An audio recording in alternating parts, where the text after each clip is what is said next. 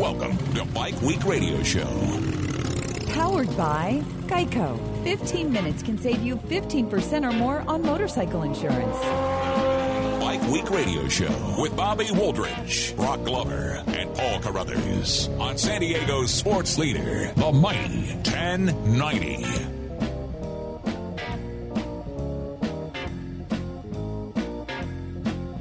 Good morning and welcome into Bike Week Radio Show on San Diego sports leader, the mighty 1090. Hope everyone is back from a safe Thanksgiving weekend. Maybe a few pounds heavier, but a lot happier. I know I am on both those things. You're a little fat and sassy this morning, aren't you there, Mr. USC Trojan fan? Hey. So you made the trip up the L.A. Coliseum? Indeed.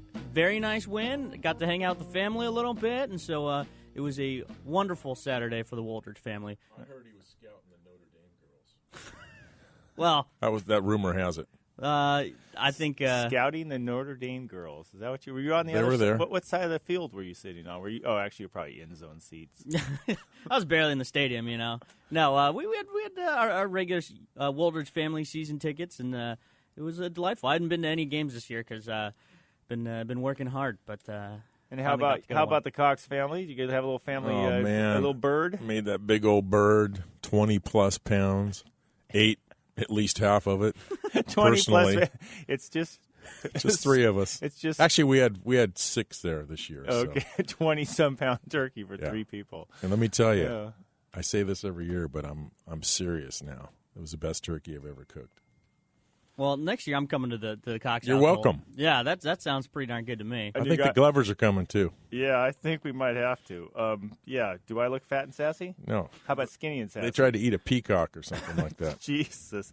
For all you listeners out there, don't ever waste your money getting talked into buying some sort of organic, grain-fed, hand-massaged, your natural health food store turkey. That was, seriously, to take the words out of our 12-year-old son's mouth, it was... It was tough. What was it? Tasteless and tough, I think is what he said. Other than that, it was awesome. It was awesome, yeah. It was, and take the words out of the chef's mouth, I would have rather drove through McDonald's and got a hamburger.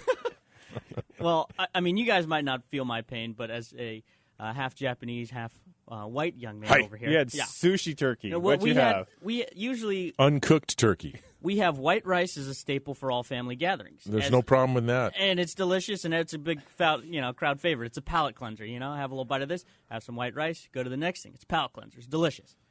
We had no white rice, and we had no stuffing, but we had brown rice stuffing. And so we combined 2 of my favorite dishes and essentially wiped off 2 of my favorite dishes for one okay one. And I was not a happy camper. Whose choice was that, Mama Wu? It you know what? I don't know where it came from, but it must be rectified before Christmas time rolls around. And if I have to cook the bird, if I have to get tips from Scott Cox on how to cook a proper bird, I'm an expert. I have to do it. Yeah, well, the Glover family now will have to take a second mortgage on the house just to pay for that stupid bird that we bought. They don't give those things away. Like 5 times more per pound. Well, each bird has a personal trainer. Yeah, I mean, it felt like it, that's for sure. It was the most rubbery, it was just, I think my wife said it was foul, like F-O-W-L. Like, it was. It tasted like we might as well shot a wild pheasant. That's kind of how it had the taste. Or a seagull. It was gamey. It was tough. It was just, and it was not, believe me, it's not the first turkey that's been cooked in our oven. We'll have to ask Jeff Stanton, our guest coming up here at the bottom of the hour. Yeah, he'll be able to tell us what a raccoon tastes like. Exactly. Maybe he can shoot a proper bird for us and cook it up. Yeah, because the pleasure. At least we have a 6-time national champion Hall of Famer and first-time Bike Week radio show guest, Jeff Stanton. On the heels of your shared international vacation. Oh, he and I, we had some fun over there in Italy. That was working vacation. Yeah, working, or sort of vacation, racing vacation. Well, also joining us on the hotline, the 4th member of Bike Week radio show who's still continuing his Thanksgiving Day weekend, Paul Carruthers. Good morning. Good morning. How you doing, buddy? Good. I'm live from the front seat of a Kia. Nothing says Thanksgiving like a Kia. That's right. I'm with you there.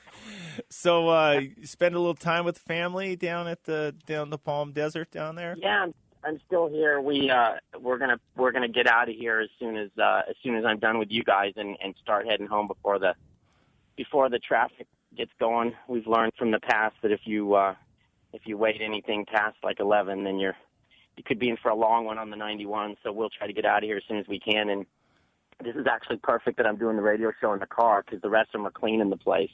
So I told them we had a 3-hour show today. So I'll talk to you guys for a while and then go play 9 holes. Exactly. Oh, well, just working on the short game. Sorry, honey. Yeah. You're riding three-wheelers, though. My golf game is horrible. At least you're having fun at it. Boy, is it bad. Oh, well. I figure I play twice a year. I can't expect too much. Well, here's something I know you can do, is get us going here with the news. Okay. There isn't much. Well, take it away. It's better than Bike Week radio show. This was an age when only men were allowed to read the news. And only Bike Week radio show has the editor of Cycle News. And in San Diego, one anchor man was more man than the rest. And now, here's the editor of Cycle News, Paul Carruthers. Hey, I'm here. We can do the news now. It's all right, everyone. We can do the news. Hold on. Everyone, why are we all standing around? Let's go. Take it away, buddy. Well, we don't have a lot going on, as you can imagine. Thanksgiving weekend, even though they're not celebrating it all around the world, there's not much going on. There was a World Superbike test in Jerez, Spain. Alex Lowe's was fastest on the factory Suzuki, which is kind of cool news for them. That bike hasn't been that competitive in World Superbike. But Alex Lowe's is a good young rider, and it's good to see that they ended up fastest. He was ahead of 2 other Brits, Tom Sykes on the factory Kawasaki and Leon Haslam, who's now riding in Aprilia. Again, I think they did 2 or 3 days there. It's sort of like, they have this testing ban in both MotoGP and in World Superbike, and that pretty much kicks off now. So those guys will be off the bike for, I think, till February, so that they'll get some downtime. And I think if they didn't have that testing ban, those guys would just keep testing, and I think they'd probably do it for cost reasons and maybe to force him to stay home a little bit. So Lowe's was fastest. Also, the other news from World Superbike is that Leon Camier, who is a Brit, signed to ride the factory MV Agusta for 2 more years. So that's good. He rode the bike as a fill-in rider at Laguna Seca during the World Superbike round there. And I guess he was kind of pleased with where the development on the bike was going, and took the ride. So it'll be kind of interesting to see what he's got. It's also good to see the MVs continuing because they're one of those factories that sometimes you don't know if they're going to keep racing or if they're going to stop. So it's nice to see that they've signed up for another 2 years. And really, that's about it. I know the Day in the Dirt's been going on out at Glen Helen, and I've been checking Instagram and Twitter and everything. They seem like they're having a good time out there, and it's funny. It's one of those events that I've always wanted to go to, and I never have, just because we really have. We've always made Thanksgiving a family weekend, and so I haven't been able to make it out for any of those. But Broc, you've been out. You've been to those before, haven't you? Yeah, I've raced them in the early days.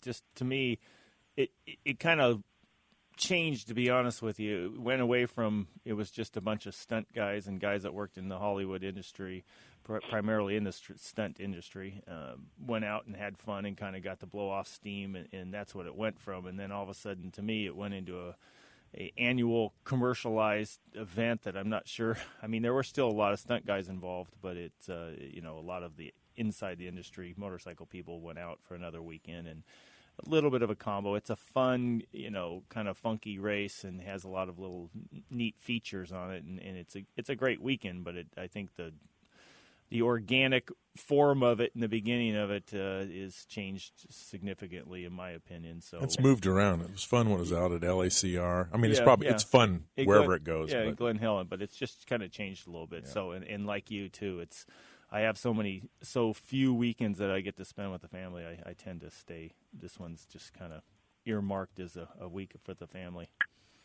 They did an auction yesterday, Paul, to benefit the Kurt Caselli Foundation, and they auctioned off a fantastic custom Roland Sands KTM 450 SXF, and I'm still trying to get the information from the guys who did the auction. But I understand it sold for $27,000, and I think Ivan Ramirez was the guy who brought it there. And if I'm not mistaken, It's been donated, I think, to Nancy Caselli, to Kurt's mom, and to the Caselli family. So we'll get more information on that. I asked the guys. Steve Holt is the auctioneer. He and Justin Amstutz, friend of the show, put the auction together, and I'm hoping we can get some information from them before the end of the show.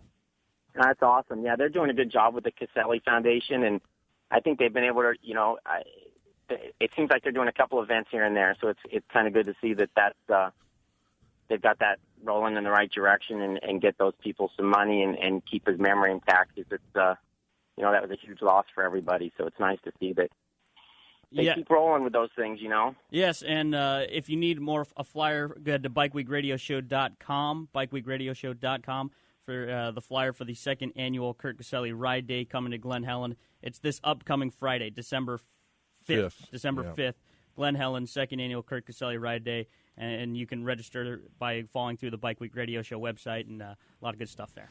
So, hey, Paul, I got a question for you. I mean, a lot of listeners probably want to know Moto America, what's going on? I mean, you're in the trenches now. I mean, to me, your job, stuff's got to be happening every single day with the road, like real work every day. The road racing series, the American Road Racing Series. So what's going on at Moto America? Any new announcements? Any new... It's funny. I was just because this weekend, the family, because this side of the family, I hadn't really seen them since I took the job, so they were asking me about it. I was telling them how difficult it is, how different it is from the job that I had before.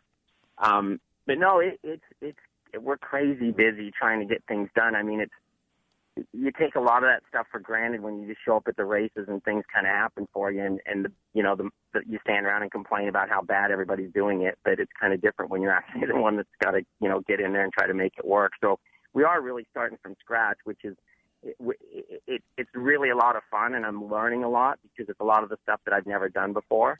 But we're getting ready to. I'm hoping it goes out this week. So there's a good chance that we'll have an announcement this week on our TV package, which is one of the things that a lot of the teams and riders in the industry are waiting to hear about, because it makes it easier for them to get some sponsorship and put their programs together. And it's kind of a bummer that it's as late as it is, but it was just a situation where it just took those guys so long to be able to get that deal completed that we just got off to a really late start. So we're making up for lost time here. But the TV package will be announced, like I said, hopefully this week, if not this week, next week. It's just, how those things go. I mean, the deal's pretty much done. It's just, I think, just waiting for ink to dry on contracts before you can actually say anything about it. So that'll be our big announcement. A lot of little things going on, and, I think I've been in more meetings in my 3 weeks or 4 weeks that I've been there than I've had in my entire life. So, but, that's also to be expected because, like I said, it's a startup, so everybody's kind of got to see what everybody else is doing and sort the thing out. But it's been a lot of fun. It's just it's a challenge. And Wayne's coming down this week, so it'll be nice to have him. I think he's going to stay for the entire week. And I think on Friday I actually get to go have a little bit of fun and go. I've been invited to go do that American Super Camp with Danny Walker.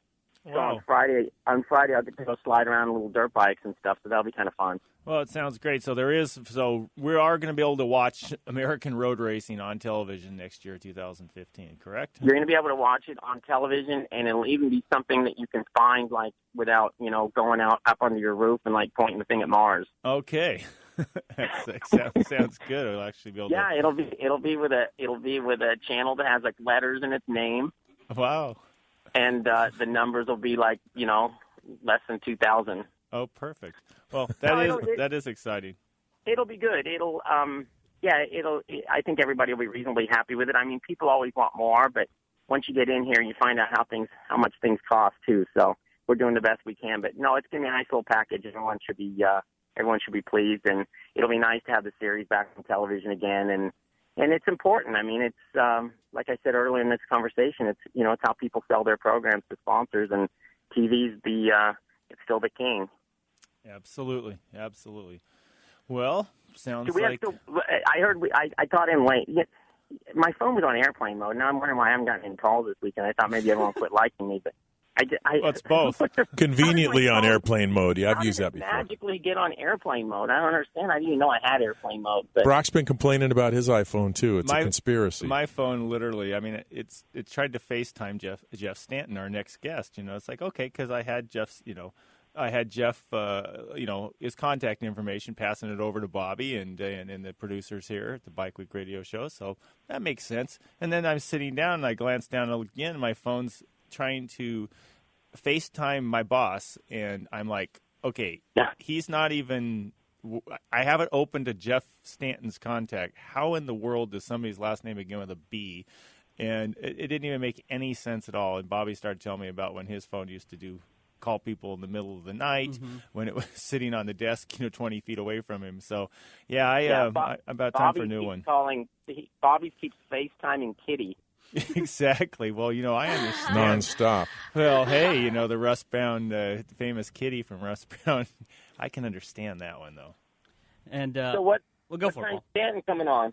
Well, he said a little while ago, I got a text message from him saying he'd be home in 5 minutes, so he's probably out shooting some sort of wild critter out in the woods. I was going to say, they probably hunted their own turkey. Exactly, and that's why I want to know why ours was so damn bad and gamey and dry and tasteless and whatever. Yeah, because you hunted yours at Ralph's. Yeah, when the Whole Foods that Stanton goes to is the food has a hole in it. Exactly, from his gun, and then right in the head. Huh? Right, that's exactly right. Hey, I just got a text from Steve Holt from Compass Auctions. He's the guy that auctioned off the Caselli Foundation goods last night.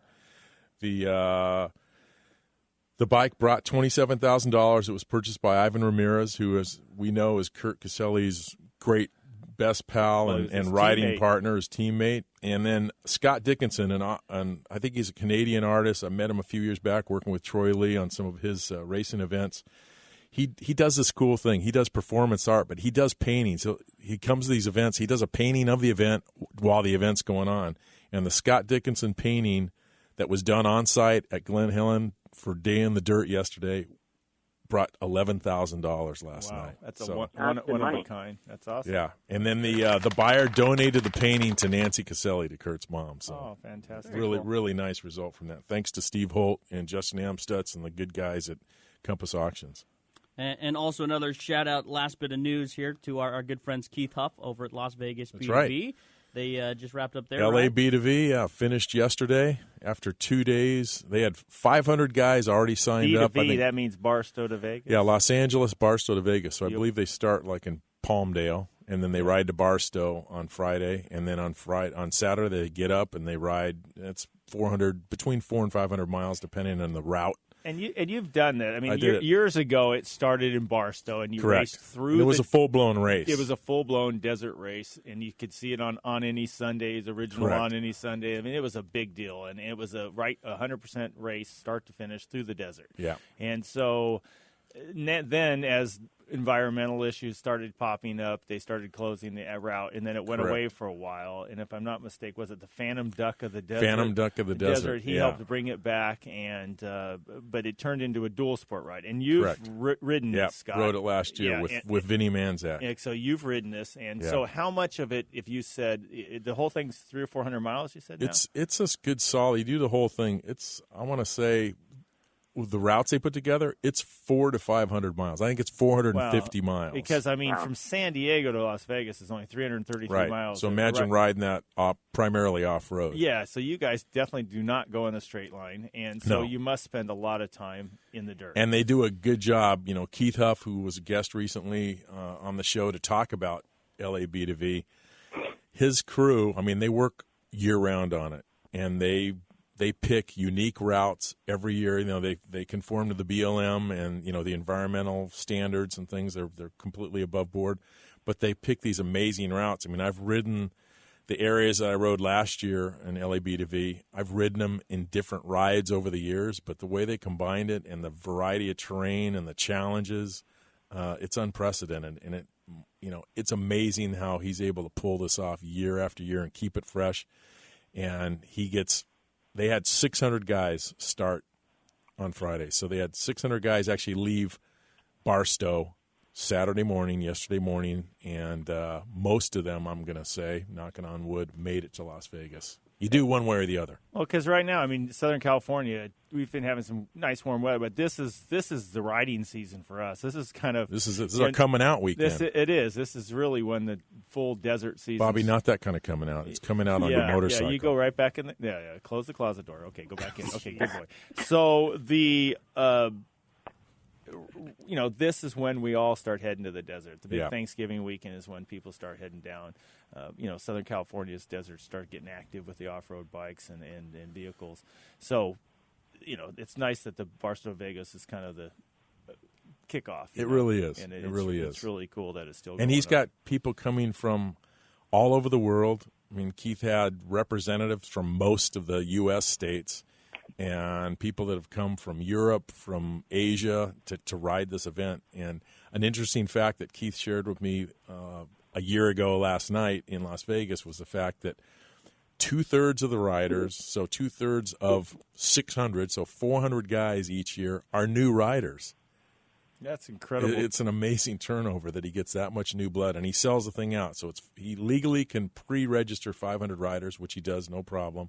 And then if you show up on Friday morning to register, I think he's legally cleared to add another 100 riders. So he gets 600 guys year in and year out. Very cool. Amazing success. And there's a wide variety of motorcycles used. I remember with Terry. Wide variety. Yeah, he would do it on an old Triumph one year, and he'd pull out all his old stuff to do that ride. So I was looking at some of the funny comments on Facebook and Instagram.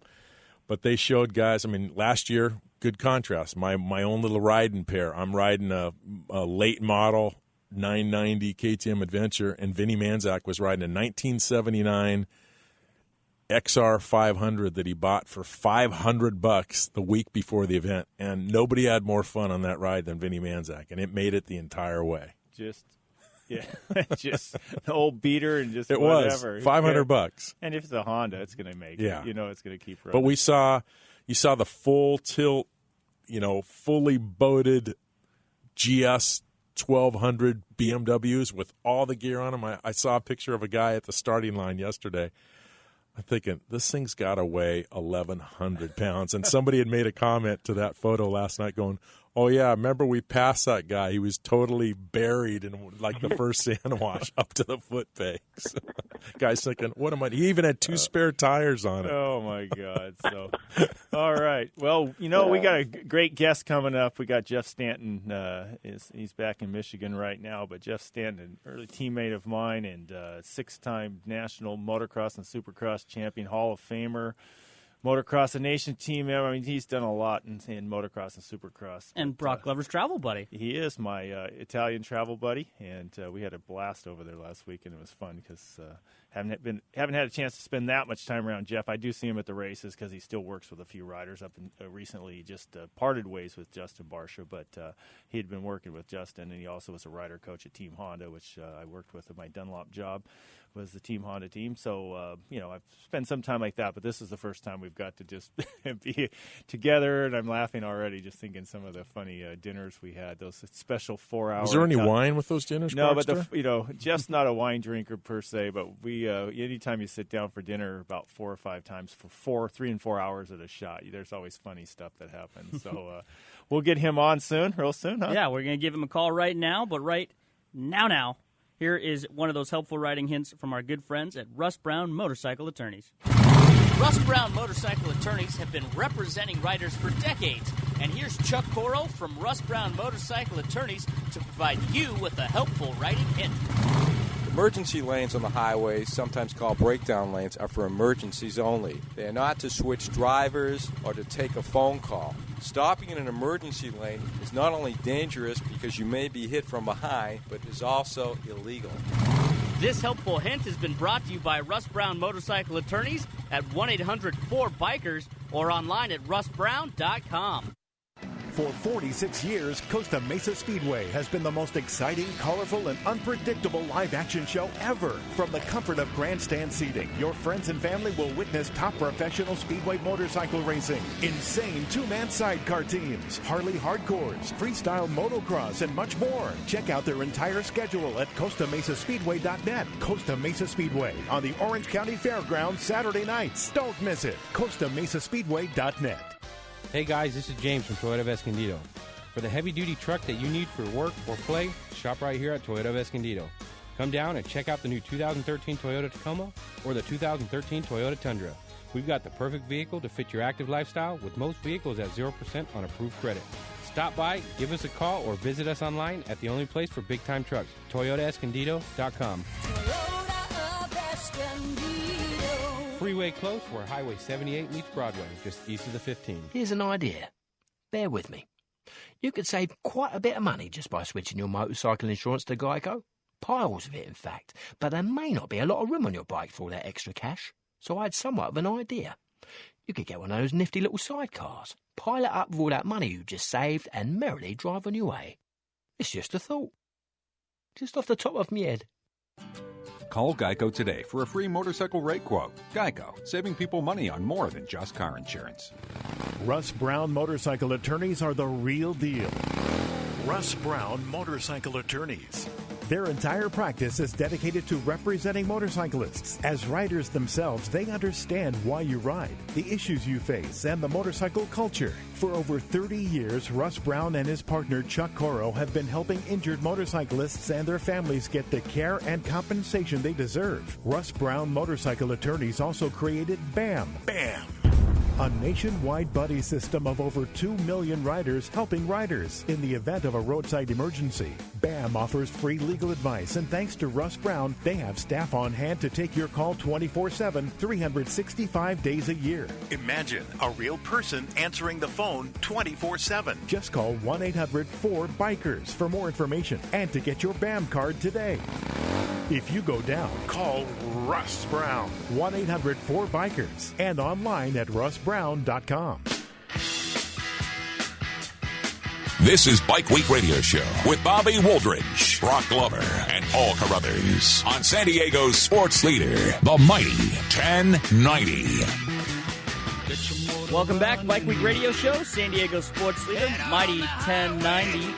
Reminder, if you've missed any of the shows, head to bikeweekradioshow.com. You can check out the podcast there or on iTunes. And, of course, the best way to follow Bike Week Radio Show throughout the week, follow us on our Facebook page.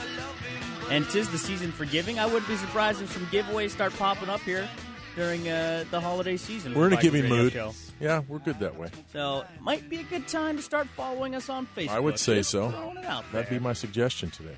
Well, we got Broc Glover here in studio, Scott Cox in studio. I'm Bobby Wooldridge, Paul Carruthers still on the phone with us.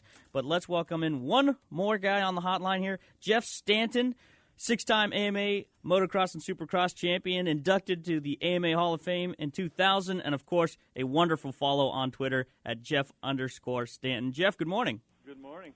Thank you again for joining us, and I'm sure you're like Broc Glover, still recovering from that Transborgaro trip, and still a big smile on your guys' faces, I'm sure. Well, I think I'm all recovered. We had a great time. It was an awesome event. Didn't know what to expect going on when we went over there, but we had a great time. Obviously, I took my wife with me, and we got to tour around the city and did some racing for the fans over there. It was fun as heck.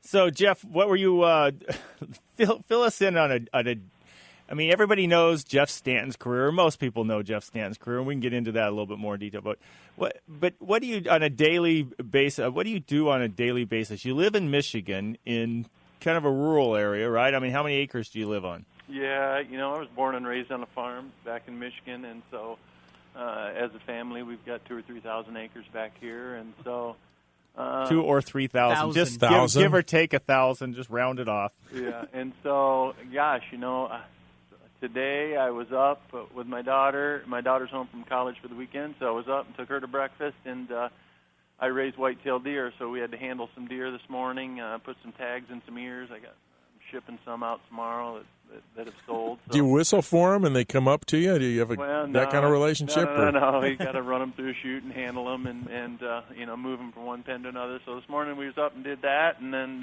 hit church. We just got home from church, and after lunch here, I'm going to go check my traps. I do a bunch of trapping, so I got to go check my raccoon traps and my muskrat traps and my beaver traps and see what I scored on last night.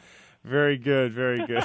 I love this guy. It's exactly what we're doing here in San Diego. Now I'm a bigger fan. I was already a Jeff Stanton fan. Now Bobby I'm a really was up big at the fan. USC game yesterday. He had his beaver trap going. See if he scored, but it Ouch! He went 0 for whatever. Again. That's so. Filling in, we were laughing about this over at one of our mega dinners in Italy. There are those long enough for you over there? Oh, my wife and I've told everybody all weekend. It's not a dinner. It's an event. It is an event. 3-hour event. One dinner we had 10 courses. It's like it's an event. It's that way every night for them. That's just the Italian way. Exactly. And we were over in Turin or Torino, depending on if it's French, pronunciation, English, whatever they're saying. It's like. One of the more famous things. We did do some sightseeing, and Turin is kind of known for it's kind of the Detroit of Italy, actually. I know the Fiat was there, and there's some other big car manufacturers there, and it's a beautiful, beautiful city. And the Shroud of Turin, if you know what that is there, and there's just so many neat things. And we got to go see a nice Leonardo da Vinci exhibition while we were there, and that was very interesting. But as you said, it's just a way of life, and you've got to just be ready for it. I mean, I don't know. Could you have done it? When I was racing, I was too high-strung. I don't know I could sit down for 3 or 4 nights in a row for 3 and 4 hour dinners like that, but it didn't bother me too bad this time. What about yourself? No, I definitely couldn't have done that when I was racing. I put on Facebook, I'm over these 3-hour dinners because it's killing my sleep schedule. Anybody that knows me knows I'm in bed by 8:30 at the latest 9, and I still require 10 hours of sleep. I did when I was racing, and I still do now. So getting to bed at 11 o'clock over there and, getting up in a decent hours, it killed my sleep schedule. Yeah, exactly. I understand what you're saying. So talking about somebody following on Twitter, we were laughing about that. I mean, in Instagram, you'll sometimes post, hey, look, I trapped half a dozen or more raccoons here, and did good. And you'll post a photo on it. And boy, that always sparks, some haters out there. And so, do you, what's your feeling on on the social media stuff in the world, and just? Oh, I don't mind it. It's the way of life now. You get so much exposure and so much happens in social media. It's just a way of life. Everybody's doing it. Everybody's a part of it. And so, 20 years ago, you would have thought somebody was completely off their rocker if they would have said Instagram or Twitter or anything it had to do with the computer or let alone just a handheld phone. But it's good and it's bad. You take it with a grain of salt, and I don't mind putting the animals that I killed or trap on there. Some people have a cow about it, but quite honestly, I don't really read what they.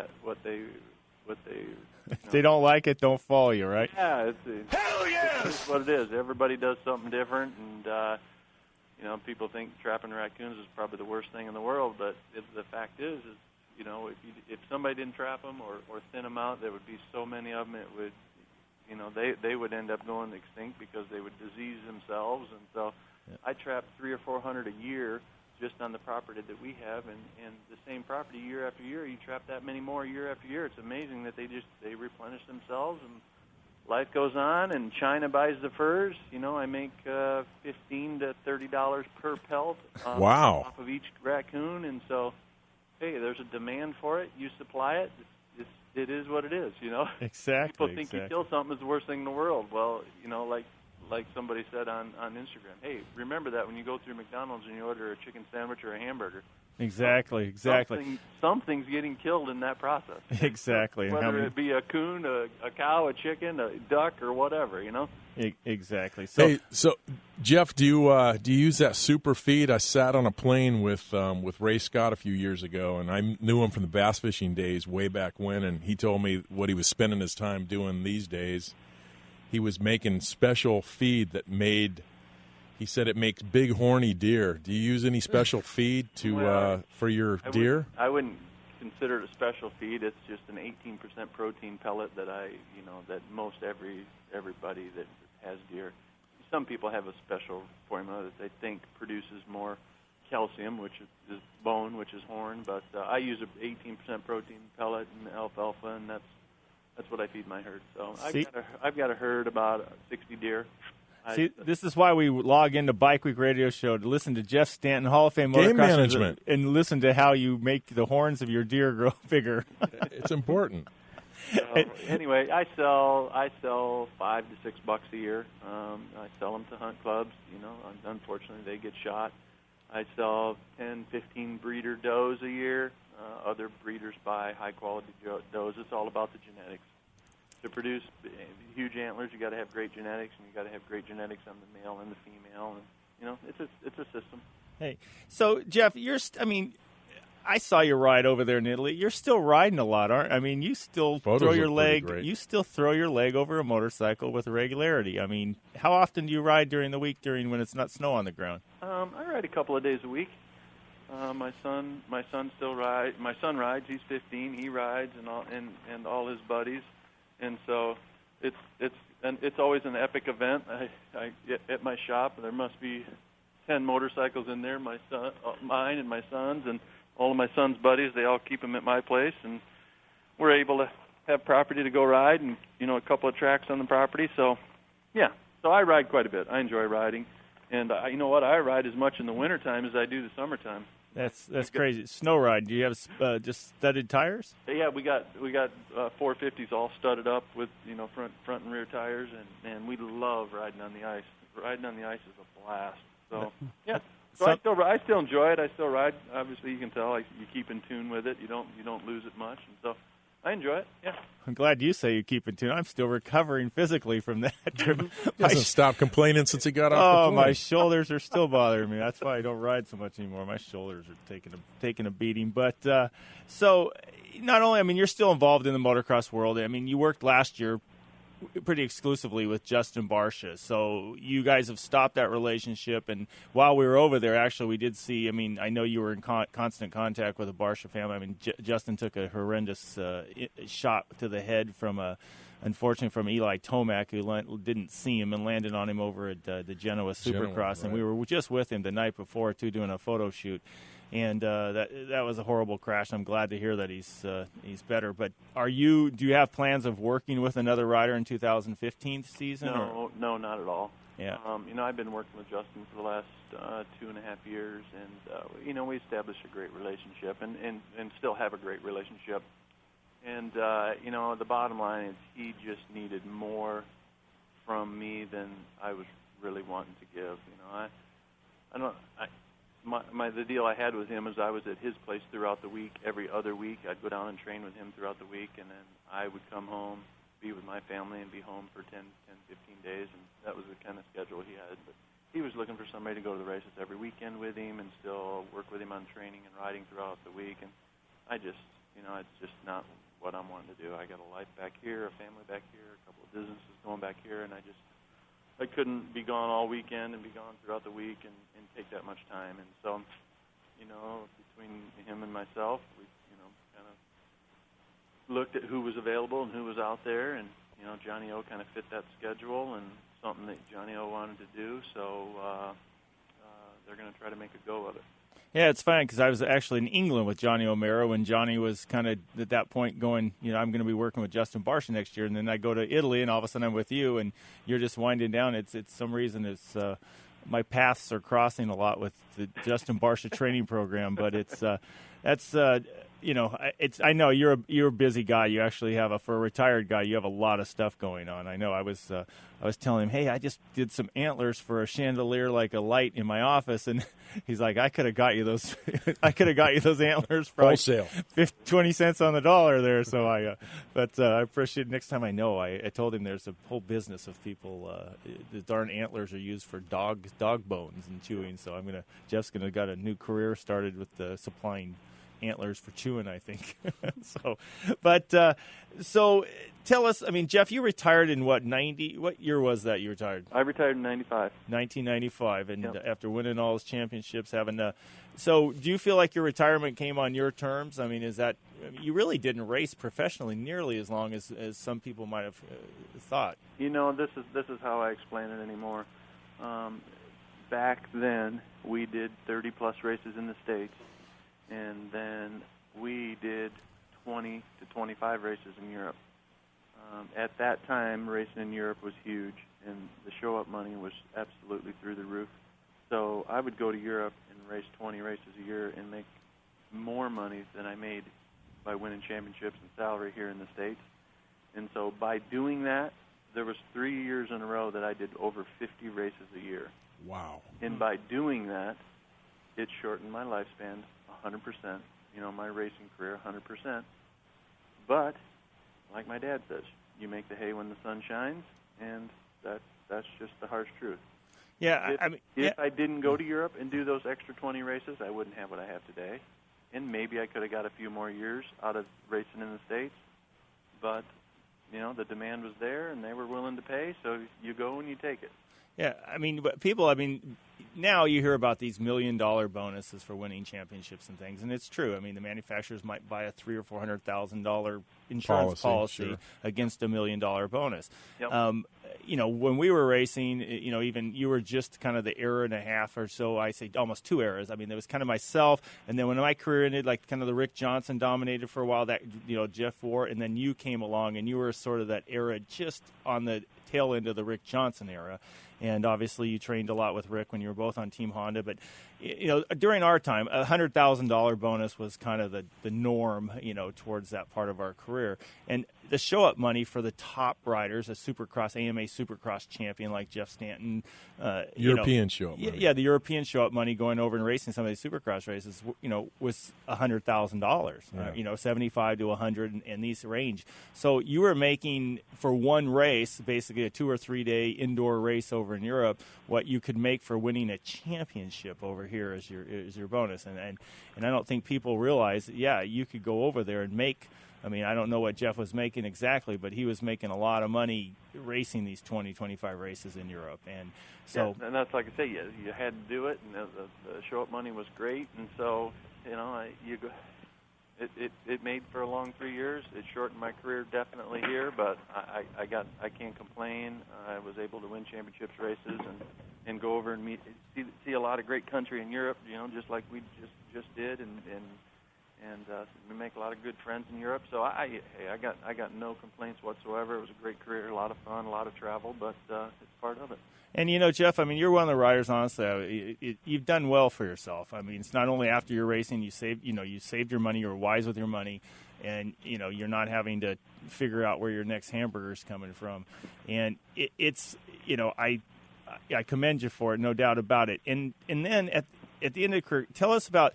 You've had some kind of a few little crazy things happen. I know, not only you rode Baja one time didn't you ride Baja? Yeah, did you ride with Johnny Camp? Did you ride with Johnny and with Chris Haynes down in Baja once upon a time? Yeah, we didn't do the race, but right, but you went riding down there. Oh man, I'd do that again in a heartbeat. We had so much fun. It's fun. Honda kind of put together a deal that's when they had that 650 thing that was coming out, and so we all went down there and rode for like 5 or 6 days. Oh, so much fun. Went to Mike's Sky Ranch. And, did the whole loop. It was so awesome. It's heaven. And then of course when you go ride with a guy like Johnny, who knows it like the back of his hand, and you're just blasting up the Sky Ranch, and it rained, so that made it 100% better because it was good for a guy like you from Michigan, though, huh? Oh, it was awesome. Yeah. So I've been fortunate. Yep. So. The one of the when I say crazy, it just kind of horrendous thing that happened. You had a horrible bicycling accident that happened while you were cycling, as I should put it. And can you tell us a little bit about that? Yeah, it was the year after I retired, and I was doing all the professional mountain bike races that year, and I was in great shape. And we were out on a training ride, and a lady ran a stop sign at 70 mile an hour, and I was in the way. And you were at that time you were on a road bike, is that? Yeah, and so you went through hell and back after that, right? I went through 12 different surgeries to piece myself back together, from ankles to knees to both elbows, both shoulders. Dude, it was miserable. And luckily, I was in the best shape of my life, and so really that's kind of what saved me as much as anything. I was in great shape, and it wasted both my knees, my ankles, both my elbows, my shoulders. And in the middle of all the surgeries, I got staph infection into my knee, and it was a long 6 months, but it's all good. Ain't it the way too? Think of all your motorcycle racing throughout your life. You survive that, you retire. Okay, that's behind me now. A new chapter of my life. Bingo, you get hit on a bicycle by some lady that can't drive. And what in the hell was her excuse? She knew she didn't have brakes for over a month, and she got a ticket, failure to maintain. And honestly, it's been since '96, and her car still sits at the same impound facility as when she hit me. So she just abandoned her car, basically. Yeah, just abandoned it, left it, and she. I need to find something to slow me down. Oh, there's a guy. Off of a freeway, down off an off ramp, and we were going south on this one road. Wow. And luckily, it just hit me. She blew through me so fast that I was with 3 other guys. We were doing a training ride, and she blew through me so fast. Luckily, didn't hit anybody else. But they were like, you imagine doing a training ride with somebody, and the guy you're following. The guy you're following gets completely taken out, and nothing happens to you. It's just like a blur, just boosh, right through the intersection. Did you ever even have? You never even saw her? No, because what happened is there was a truck sitting in the left-hand turn lane. Okay. So we crossed in front of that truck, and she knew she was going to hit that truck, so she went around that truck. And so as soon as I crossed in front of that truck, she came barreling right through and her smack. Oh my God! Yeah, I didn't know all the details, and I when we were in Italy, felt like asking you, but it just dumbfounds me because when I'm around you, it's like you don't have any residual. I mean, you don't see. It doesn't. I mean, if that happened to me, I think I'd be with a cane at. You'd be in best. a walker instead of the cane you normally use. You just. I mean, and you get on a motorcycle and you look like the old Jeff Stanton in the '90s winning championships, and it's like, it's just. You either had good doctors or, like you said, you're in the best shape of your life to recover from that. Yeah, it was both. I had good doctors. My wife is in that field, and so between her and the doctors that she was working with, and I was in great shape, and so it's all good. It's all good. Sarah's a nurse, his wife, so she was probably on top of it like anybody. I bet. So that's amazing. So what do you have on the books for 2015 in your mind? Are you going to be coming to some of the races? Are we going to get to see you? Or I'll be coming to some of the races. I'm going to I told Justin when Johnny's not there, when we get some cold and snow, I'm going to go down there and hang out with him and spend a week and bicycle and train with him. Just to we got a great relationship. He's like a young brother to me. So I'll go down and hang out with him a couple of weeks throughout the winter and go to a few races. And so. But my son's super busy in all the sports. At football, basketball's in right now, and so my daughter's a freshman in college, and she's on the equestrian team. So just be there for them, hang out with them, and just keep going. I'm always busy on the farm every day doing something. So it's the healthy lifestyle, man. Mm-hmm. Yep, it's all good. So I always like Daytona. My dad goes to Florida for the winter, so I'll go down during bike week and hang out with him and do the whole bike week gig and enjoy that week. That's always a great week of racing. You get to see so many different calibers of racing, from the dirt track to the road race and the motocross. So that's always a fun week. Yep. Jeff, I got one final question for you too. You were coming into your own when Broc was winding down his career. Do you remember any rookie hazing? Did Broc give you a hard time, or did he make you carry the gear, or get you a sandwich or anything like that? Or was he a good guy to you? I was at Yamaha forever.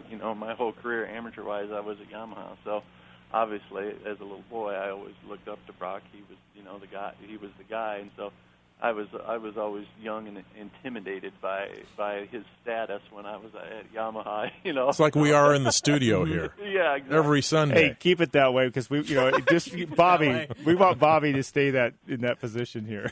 So he was the guy at Yamaha, and honestly, I wanted to stay at Yamaha forever, and so it didn't work out that way. And quite honestly, probably fortunately for me, I made that transition. Broc and I talked about that a little bit on the trip. Made that transition the end of '89. I was on Yamahas in '88 and was offered a ride there, and that was like the place you wanted to be. Everybody that kind of went there, rose to the top. And so I learned a lot there. I learned a lot from Rick Johnson.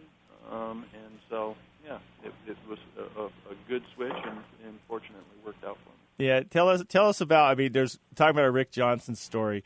There was a time. I mean, you came out. Rick and I only lived a mile apart from each other, and you came out to train with Rick Johnson. And looking back, it's kind of funny because I remember my mechanic Jim Felt at the time when Rick Johnson was young, and he was hanging out with me a lot. He kind of looked at me and said, "Hey, man, I know you're doing this kid a lot of favors, but he's going to come up and you're going to be racing that kid. He's going to be beating you here if you're not, when you're kind of manage those favors." Yeah. You better be careful how much you pass on to this kid. And Rick and I laugh about it. He goes, "Yeah, there's no question it got me there quicker." And it's like, hey, you were going to get there anyhow. It just got you there a little quicker. Well, then Rick turned around and kind of the same situation with you. I mean, you came out, next thing you know. But tell us, you guys had some sort of bet that I don't remember exactly what it was, but if whoever lost the bet had to sleep in Rick's dog's house, his dog house. Yeah, it was kind of something we did just for fun, He was on a win streak, so I just said, all right, you know what? If you win, I'm in the doghouse. If I win, you're in the doghouse. And so we just kind of rolled with that. Honestly, nobody ever slept in the doghouse, but the press had a great time with it, and it was, it was something to create some controversy. He went on like, I don't know how many race Supercrosses he won before he got hurt, like 6 or 7 Supercross in a row that year. And then I kind of I won in Atlanta and kind of broke that. And then the next weekend in Gainesville, kind of was the end of the era for him. Yeah, when his wrist injury popped up there, yeah. Yeah, I remember breaking a wrist at that darn track too. So while I was leading the Supercross series, that wasn't good to the El Cajon, that Gainesville track in the wrist. So right, that wasn't good. So, but no, that El Cajon was a great place to live. I spent a whole winter there training and riding him. It was a great place. He had a great Supercross track out. A couple of them, a couple of great places to ride. So yeah, it was a good experience for me. Yeah, absolutely, Jeff. Well, really appreciate you coming on, and I had a great time over in Italy at the Transborgaro race, and can't thank you enough, and look forward to going back and doing it again next year. Yeah, that was awesome. So thanks for having me on anytime. Give me a shout anytime. It was good. I appreciate it. All right. Well, Hall of Fame member, Motocross Supercross champion, Jeff Stanton. Appreciate you coming on, Jeff. All right, guys. Thanks. Thank you. And again, you can follow Jeff on Twitter, which I highly recommend. He's a phenomenal good follow. That's what's so cool about it. I wouldn't really think he'd be so fun to follow on Twitter, but you know what? The guy's he's a hoot. He's tied in. He throws it out there. And he's always on his phone. He's always on modern technology. Here's a guy, like I said, it's like he's out. Think, he's just out living on some farm out in the middle of Michigan. No, the guy's completely connected. He knows what's going on. He's a sharp guy. Jeff_Stanton. Jeff_Stanton. Well, we're going to put a tight little bow on this thing when we come back. More Bike Week Radio Show on San Diego Sports Leader, Mighty 1090. Hi, James here from Toyota of Escondido. Guys, if you're into motocross and you want to get your bike out to the track in style, there's only one place to shop, and that's right here at Toyota of Escondido. If you're looking for the 2013 Toyota Tacoma or the Toyota Tundra, Toyota of Escondido has them and many more. The largest selection in San Diego. And before you waste your time anywhere else, looking for some limp lane pickup, stop by or give us a call. Toyota of Escondido. Freeway close where Highway 78 meets Broadway, just east of the 15. For 46 years, Costa Mesa Speedway has been the most exciting, colorful, and unpredictable live-action show ever. From the comfort of grandstand seating, your friends and family will witness top professional speedway motorcycle racing, insane two-man sidecar teams, Harley hardcores, freestyle motocross, and much more. Check out their entire schedule at CostaMesaSpeedway.net. Costa Mesa Speedway on the Orange County Fairgrounds Saturday nights. Don't miss it. CostaMesaSpeedway.net. Here's an idea. Bear with me. You could save quite a bit of money just by switching your motorcycle insurance to Geico. Piles of it, in fact. But there may not be a lot of room on your bike for all that extra cash. So I had somewhat of an idea. You could get one of those nifty little sidecars, pile it up with all that money you just saved, and merrily drive on your way. It's just a thought. Just off the top of my head. Call Geico today for a free motorcycle rate quote. Geico, saving people money on more than just car insurance. Russ Brown Motorcycle Attorneys are the real deal. Russ Brown Motorcycle Attorneys. Their entire practice is dedicated to representing motorcyclists. As riders themselves, they understand why you ride, the issues you face, and the motorcycle culture. For over 30 years, Russ Brown and his partner Chuck Coro have been helping injured motorcyclists and their families get the care and compensation they deserve. Russ Brown Motorcycle Attorneys also created BAM. BAM! A nationwide buddy system of over 2 million riders helping riders in the event of a roadside emergency. BAM offers free legal advice, and thanks to Russ Brown, they have staff on hand to take your call 24/7, 365 days a year. Imagine a real person answering the phone 24/7. Just call 1-800-4BIKERS for more information and to get your BAM card today. If you go down, call Russ Brown. 1-800-4BIKERS and online at russbrown.com. This is Bike Week Radio Show with Bobby Wooldridge, Broc Glover, and Paul Carruthers on San Diego's sports leader, the mighty 1090. Final segment, Bike Week Radio Show, San Diego sports leader, the mighty 1090. Our thanks again to Jeff Stanton, 6-time motocross and supercross champion, Hall of Famer.